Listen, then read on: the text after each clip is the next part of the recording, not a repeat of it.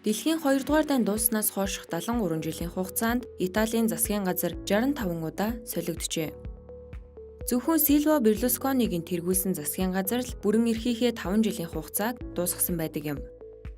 Энэ тогтворгүй байдлын нэгэн шалтгаан нь Италийн дайны дараах амьдрал байв.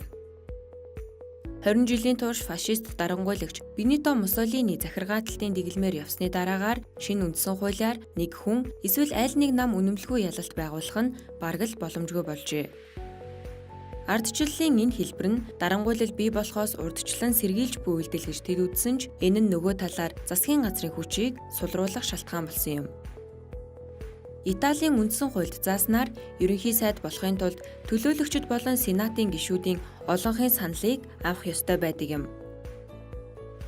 Гэвч энэ нь сонгуул болсноос хойш хууль тогтоогчид нь намуудыг өөрчилж болдог Итали зэрэг улсад тийм ч хялбар биш юм.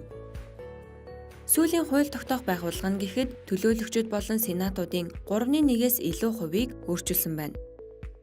Ийхүү олонхын саналыг авахын тулд эвсэл байгуулах нь нийтлэг үзэгдэл бөгөөд ингэснээр Италийн засгийн газар хараа хяналтгүй олон намуудаас бүрдэх нөхцөл бүрджээ.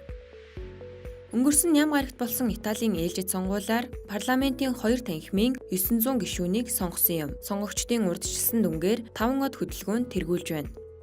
Тэд бол Итали улс Европын холбооны гишүүн байхыг эсэргүүцэгч, уламжлалт улс төрийн тогтолцоог үгүйсгэгч хүчин юм.